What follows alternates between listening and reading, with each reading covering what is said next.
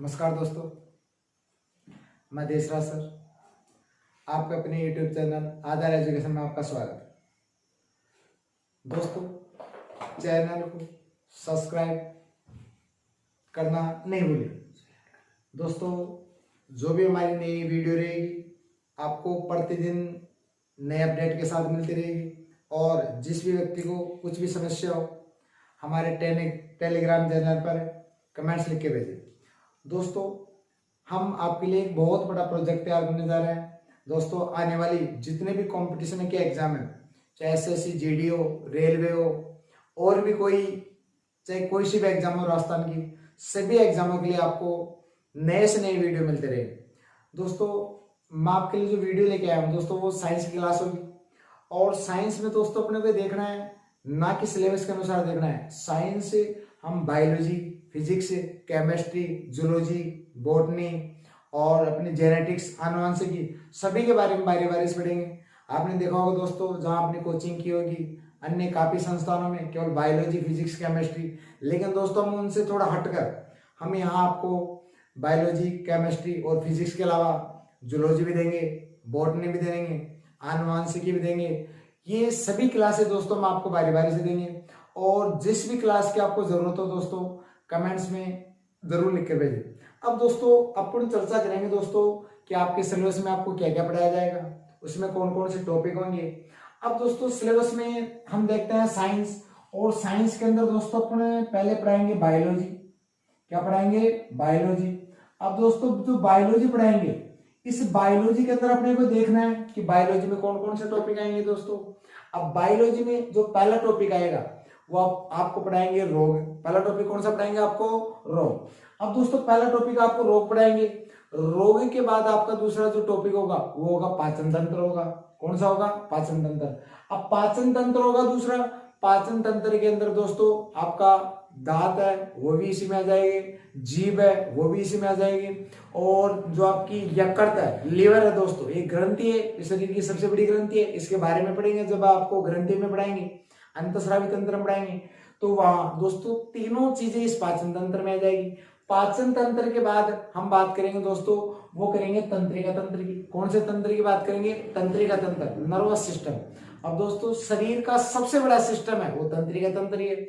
और तंत्रिका तंत्र के बारे में जो भी हम पढ़ेंगे कि तंत्रिका तंत्र को 3 भागों में बांटा है। उसमें न्यूरॉन्स होते हैं, न्यूरॉन्स हमारी बॉडी में किस प्रकार काम करते हैं, और न्यूरॉन्स हमारी बॉडी तक कैसे सूचनाओं को, संवेदनाओं को पहुंचाते हैं, कैसे सूचना हमारे मस्तिष्क तक पहुंचते हैं, बारी बारी से एक एक के बारे में डिटेल पढ़ेंगे। देखा होगा दोस्तों आपने, जब हम कभी बाजार में जाते रहते हैं तो अगर बाजार के नुक्कड़ पे, गली के नुक्कड़ पे कोई भी कुत्ता भौंकता रहे तो हमको दूर से हमारे मस्तिष्क में सूचना पहुंच जाती है कि हो सकता है शायद ये कुत्ता हमारे को काट जाए, तो हम दोस्तों दूर से अपनी साइड हो लेते हैं। तो दोस्तों ये सारा सिस्टम जितना भी बारी बारी से पढ़ेंगे हम, ये पढ़ेंगे तंत्रिका तंत्र में।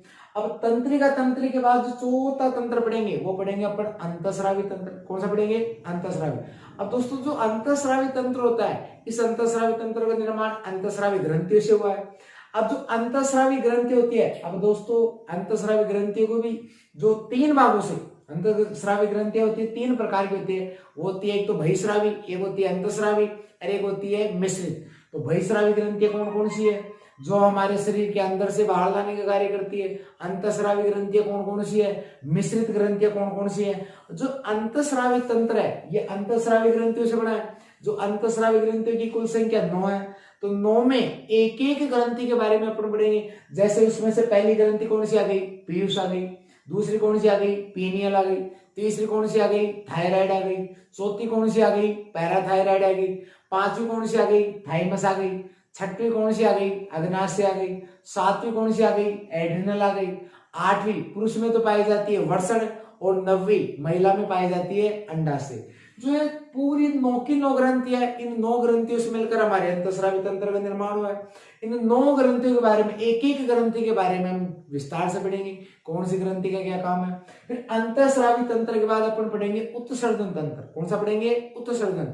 अब दोस्तों उत्सर्जन तंत्र है, उत्सर्जन तंत्र के बारे में कि मनुष्य किसका उत्सर्जन करता है, पक्षी किसका करता है, प्रत्येक जीव अलग अलग वस्तु का उत्सर्जन करता है। तो जो उत्सर्जन में अपन पढ़ेंगे, हमारे जो किडनी अपन बोलते हैं, किडनी अपन बोलते हैं, या बेटा किडनी कह दो, या इसे अपन गुर्दे भी कह सकते हैं, ठीक है ना। किडनी गुर्दे, इनका निर्माण किन से हुआ, ठीक है। अब जैसे गुर्दे नेफ्रॉन से मिलकर बने। नेफ्रॉन क्या होती है, इसकी इकाई क्या होती है, इसका वजन कितना होता है और इसका कार्य क्या होता है। मानव शरीर में जितने भी अपशिष्ट पदार्थ होते हैं उनको हमारी बॉडी से बाहर निकालने का कार्य करता है। क्योंकि आपने सुना होगा, पढ़ा होगा कि हमारी बॉडी, जो मानव की बॉडी में काफी सारे बेटा विषैले पदार्थ पाए जाते हैं, जैसे अमोनिया हुआ, ठीक है। तो इनका उत्सर्जन का कार्य कौन सा तंत्र करता है, उत्सर्जन तंत्र करता है। और इसका मुख्य अंग क्या होता है, गुर्दे बोल दो, किडनी बोल दो दोस्तों, ठीक है। और ये किससे मिलकर बने होते हैं, नेफ्रॉन से। तो इसके बारे में हम अपन बारी बारी से जानकारी से पढ़ेंगे। फिर उत्सर्जन तंत्र के बाद दोस्तों अपन पढ़ेंगे श्वसन तंत्र। कौन सा तंत्र है, श्वसन। अब दोस्तों श्वसन तंत्र में मानव में श्वसन क्रिया कैसे संपन्न होती है, श्वसन लेने में कितना समय लेता है, श्वसन को बाहर निकालने में कितना समय। और दोस्तों जब मनुष्य श्वसन के बगैर 1 सेकंड भी नहीं रह सकता, लेकिन फिर भी मानव है जो अपने श्वसन क्रिया को कम से कम 1 मिनट 2 मिनट रोक कर रख सकता है। तो दोस्तों श्वास लेने और बाहर निकालने में श्वसन में कितना ml खपत होता है दोस्तों, उसके बाद हमारे पास गुर्दों में कितना स्टोरेज होता है। तो बारी बारी से श्वसन तंत्र में, हाँ, मनुष्य किसके द्वारा श्वसन करता है, ठीक है, पक्षी किसके द्वारा श्वसन करते हैं, सभी के बारे में बारी से विस्तार से पढ़ेंगे। अब दोस्तों इन तंत्रों के बाद फिर अपना तंत्र रहेगा दोस्तों कोशिका। कौन सा रहेगा, कोशिका। और दोस्तों जो शरीर है, मानव बॉडी है, इस मानव बॉडी की सबसे महत्वपूर्ण इकाई होती है, वो क्या होती है, कोशिका। अब कोशिका के बारे में अपन विस्तार से पढ़ेंगे। कोशिका का निर्माण किससे हुआ, कोशिकांग कौन कौन से होते हैं, कोशिका की खोज किसने की, मृत कोशिका की खोज किसने की, जीवित कोशिका की खोज किसने की, फिर कोशिका विभाजन कैसे हुआ। कोशिका विभाजन में अपना, जैसे कोशिका का विभाजन अर्धसूत्री विभाजन हुआ, न्यूक्लिक अम्ल क्या होता है, ये सब कोशिका में पढ़ेंगे। न्यूक्लिक अम्ल 2 प्रकार के, डीएनए आरएनए। जैसे आपने देखा होगा दुनिया में जितने भी लोग पैदा हुए सभी के फिंगरप्रिंट्स अलग अलग होते हैं। ऐसा हुआ तो क्यों हुआ दोस्तों। फिर कोशिका के बाद दोस्तों अपन पढ़ेंगे दोस्तों आनुवंशिकी। क्या पढ़ेंगे अपने, आनुवंशिकी। अब दोस्तों जैसे माता पिता के लक्षण है, होने वाली संतान में अगर माता पिता के लक्षण नहीं होते हैं तो उसके बाद अपने दादा दादी के लक्षण आ जाते हैं। गाँव में कहते हैं कि तो इसको दादा को गया, इसको नाना को गया। तो दोस्तों ये अपने को देखना है, ये सब अपने को सीखने को मिलेगा आनुवंशिकी। फिर आनुवंशिकी के बाद दोस्तों अपन टॉपिक पढ़ेंगे रक्त, ब्लड दोस्तों। हालांकि ब्लड आएगा, तंत्र का नाम है परिसंचरण तंत्र। अब दोस्तों परिसंचरण तंत्र को भी बेटा 2 भागों में बांटा है, एक खुला परिसंचरण, एक बंद परिसंचरण। खुला परिसंचरण और बंद परिसंचरण। अब मानव के अंदर बंद परिसंचरण पाया जाता है, और जानवर ऑक्टोपस है दोस्तों, या सिफेलोपोडस है, ठीक है, कॉकरोच है, इनमें सभी में खुला परिसंचरण पाया जाता है। तो खुला परिसंचरण क्या होता है, इसमें कैसे ब्लड का सर्कुलेशन होता है। बंद क्या होता है, मानव में बंद पाया जाता है, लेकिन मानव में बंद के साथ दोस्तों दोहरा परिसंचरण भी पाया जाता है। दोहरा परिसंचरण क्या होता है, इस परिसंचरण के बाद अपन पढ़ेंगे रक्त, क्योंकि रक्त दोहरे परिसंचरण में पढ़ेंगे रक्त। और रक्त में भी दोस्तों, रक्त को भी 2 भागों में बांटा है दोस्तों। रक्त को कितने भागों में, 2 भागों में। जो रक्त को 2 भागों में बांटा है उसका पहला भाग है प्लाज्मा और दूसरा भाग है रक्त कणिकाएं। अब ये देखना है रक्त कणिकाओं को भी 3 भागों में बांटा है। अब जो रक्त कणिकाएं 3 होती है, आरबीसी, डब्ल्यूबीसी और प्लेटलेट्स।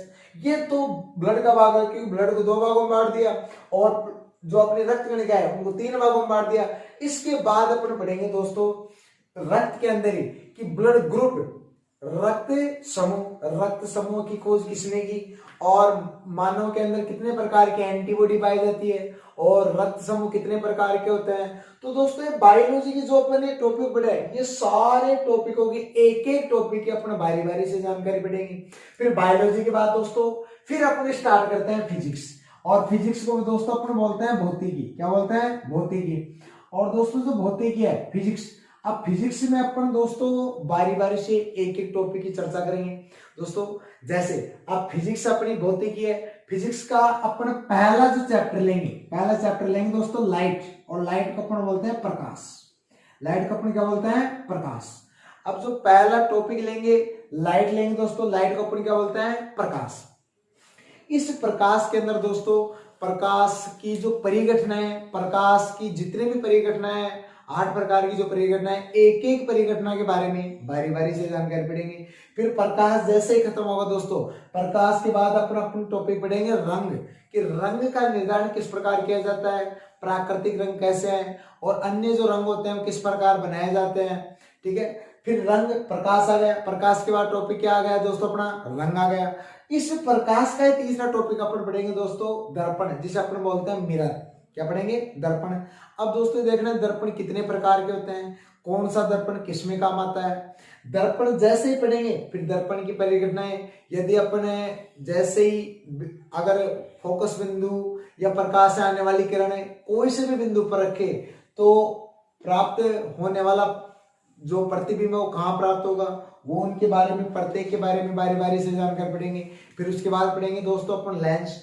लेंस क्या होते हैं, लेंस कितने प्रकार के होते हैं और प्रत्येक लेंस का क्या काम होता है, और इसके बाद जो भी लेंस होते हैं जो हमारे नेत्र दोषों में काम आते हैं, इसके साथ साथ अपन टॉपिक पढ़ लेंगे नेत्र। तो दोस्तों ये लेंस से संबंधित जितने भी जानकारी है, जितने भी अपने दोष है, सारी लेंस है दोस्तों। आज तक आपने दोस्तों 2-3 प्रकार के दोष पढ़े होंगे, मैं आपको 6 प्रकार के दोष पढ़ाऊंगा। ठीक है दोस्तों, अब उसके बाद में अपन पढ़ेंगे दोस्तों दाब। उसके बाद अपन क्या पढ़ेंगे, दाब पढ़ेंगे। जैसे अपना प्रेशर, प्रेशर होता है वो एरिया पे डिपेंड करता है, ये किस पर डिपेंड करता है, प्रेशर किस किस पे लगाया जा सकता है। प्रेशर के बाद दोस्तों अपन पढ़ेंगे ताप। ताप, अब दोस्तों ताप के बारे में अपन पढ़ेंगे, जो अपना टेम्परेचर होता है, ताप की इकाइयां क्या क्या होती है, कौन सी अपनी एसआई पद्धति है, कौन सी अंतरराष्ट्रीय पद्धति है। दोस्तों ताप कि जितने भी अपने मात्रक है बहुत अच्छी, दोस्तों मैं आपको इतनी अच्छी ट्रिक बताऊंगा जो शायद आप लाइफ में नहीं भूल पाओगे। ताप के बाद दोस्तों अपन पढ़ेंगे ऊष्मा। ऊष्मा के बारे में, जितने भी ऊष्मा कितने प्रकार की होती है, कौन कौन सी होती है, गतिज है, स्थितिज है। जैसे ऊष्मा 2 प्रकार, गतिज, स्थितिज, जितने भी प्रकार के, इन सारे प्रकार के अपन बारी बारी से चर्चा करेंगे। अब दोस्तों ऊष्मा के बाद अपन यहाँ लेंगे अपना टॉपिक ही, ऊष्मा में आता है जो अपना ट्रांसफार्मर होता है दोस्तों। ट्रांसफार्मर में अलग है कि थ्योरी का टॉपिक है, लेकिन इसी के अंदर अपन ये टॉपिक भी इंक्लूड कर देंगे दोस्तों। और फिजिक्स में फिर अपन पढ़ेंगे कार्य, ऊर्जा और शक्ति, वर्क, पावर एंड एनर्जी। अब दोस्तों कार्य क्या होती है, हाँ कार्य को कितने प्रकार से बांटा है इस पर। उसके बाद पढ़ेंगे ऊर्जा, ऊर्जा क्या है और शक्ति क्या है, कार्य, ऊर्जा, शक्ति, इस टॉपिक के मामले में। तो दोस्तों इस प्रकार एक एक टॉपिक के मामले अपन फिजिक्स में भी अपन चर्चा करेंगे। अब दोस्तों फिजिक्स, बायोलॉजी, भौतिक, फिजिक्स और केमिस्ट्री। अब दोस्तों इसके बाद जो अपन पढ़ेंगे केमिस्ट्री, केमिस्ट्री या रसायन विज्ञान। अब दोस्तों जो रसायन विज्ञान है अपनी, ये रसायन विज्ञान है, इस रसायन विज्ञान के अपन एक एक टॉपिक के बारे में चर्चा करेंगे। और दोस्तों रसायन विज्ञान का सबसे मोस्ट और सबसे महत्वपूर्ण टॉपिक है दोस्तों वह है परमाणु। परमाणु क्या है, परमाणु की खोज किसने की, परमाणु के बारे में अलग अलग वैज्ञानिकों ने अलग अलग थ्योरी दी, किस प्रकार उन्होंने उसको प्रतिपादित किया। उसके बाद परमाणु के अनेक प्रकार के मॉडल आए, जैसे रदरफोर्ड का मॉडल आया, हाँ जे थॉमसन का मॉडल आया, नेल्स बोर की परिकल्पनाएं आए। तो दोस्तों अन्य काफी वैज्ञानिकों ने परमाणु के बारे में कहा। फिर उसके बाद में परमाणु द्रव्यमान पढ़ेंगे, परमाणु क्रमांक पढ़ेंगे। तो परमाणु के जितने भी सारे विस्तार है वो सारे एक साथ पढ़ेंगे दोस्तों रसायन। उसके बाद परमाणु के बाद इसका दूसरा टॉपिक पढ़ेंगे अपन दोस्तों एलिमेंट्स, तत्व। और इस एलिमेंट्स जब आपको मैं पढ़ाऊंगा, एलिमेंट्स के साथ ही दोस्तों मैं आपको पढ़ाऊंगा आवर्त सारणी। और दोस्तों आपने देखा होगा गत एग्जामों में, जितने भी रेलवे के एग्जाम हुए दोस्तों, सभी के अंदर आवर्त सारणी से लगभग पर एग्जाम के अंदर 3 से 4 क्वेश्चन पूछे गए थे। तो जो आवर्त सारणी, अपनी आवर्त सारणी मैं आपको दोस्तों वाइब्रेस यहाँ पर मैं आपको दिखा के, और एक एक आवर्त सारणी में कितने वर्ग है, हाँ आवर्त सारणी में तत्वों की संख्या कितनी है और उसको कितने भागों में बांटा गया है, ठीक है, और उसको कितने एस पी डी एफ 4 ब्लॉकों में वर्गीकृत किया गया है, इसके एक एक के बारे में बताऊंगा दोस्तों। और उसमें अपने पढ़ेंगे धातु कौन सी है, अधातु कौन सी है। और इसी आवर्त सारणी में दोस्तों अपने बोरबेरी का सिद्धांत पढ़ेंगे, हाफ बाव के अनुसार जो इलेक्ट्रॉनिक विन्यास बनना है वो पढ़ेंगे। वो आपको मैं सिखाऊंगा, यहाँ पर एक एक बारी बारी से सिखाऊंगा कि कैसे इलेक्ट्रॉनिक विन्यास बने जा सकते हैं, कैसे लेगा या कैसे देगा, ग्रहण करने वाले पे क्या लगता है और देने वाले पे क्या लगता है। ठीक है दोस्तों, अब इसके बाद आवर्त सारणी के बाद फिर हम पढ़ेंगे दोस्तों अपमार्जक एक छोटा सा टॉपिक है, लेकिन दोस्तों कभी कभार इससे भी क्वेश्चन पूछ जाते हैं। अपमार्जक के बाद अपन टॉपिक पढ़ेंगे दोस्तों साबुन। कौन सा टॉपिक पढ़ेंगे? साबुन। साबुन के बाद दोस्तों बहुत इंपॉर्टेंट टॉपिक है, वो अपन पढ़ेंगे बहुलक। कौन सा पढ़ेंगे? बहुलक। दोस्तों बहुलक कितने प्रकार के होते हैं? ठीक है, बहुलक किसे कहते हैं? जब बहुलक दो प्रकार के होते हैं तो उनको कितने भागों में वर्गीकृत किया और कौन किसका बहुलक होता है? दोस्तों इस बहुलक के बाद दोस्तों अपन एक एक के सूत्र पढ़ेंगे दोस्तों। कि नमक का सूत्र क्या होता है, उसका रासायनिक नाम पढ़ेंगे, साधारण नाम पढ़ेंगे और उसका सूत्र पढ़ेंगे दोस्तों। फिर उसके बाद दोस्तों केमिस्ट्री के अंदर अपने छोटे छोटे काफी सारे टॉपिक है दोस्तों, जिसको अपने को बारी बारी से देखना होगा दोस्तों। जैसे अपन पढ़ेंगे मिश्र धातु। मिश्र धातु भी एक केमिस्ट्री का टॉपिक है कि जो धातु होती है, जो मिश्र धातु होती है वो किन किन से मिलकर बनी होती है। फिर दोस्तों मिश्र धातु के बाद अपने एक टॉपिक पढ़ेंगे अयस्क। अयस्क क्या होते हैं? जैसे लोहे का अयस्क क्या है, सोने का अयस्क क्या है, चांदी का अयस्क क्या है, पारे का अयस्क क्या है, एक एक के बारे में वहां डिटेल से पढ़ेंगे दोस्तों। फिर अयस्क के बारे में दोस्तों फिर अपन पढ़ेंगे एक्वारेजिया, जिसे अपन कहते हैं अम्लराज, जिसे अपन क्या कहते हैं? अमलगम, जिसे अपन कहते हैं अमलगम।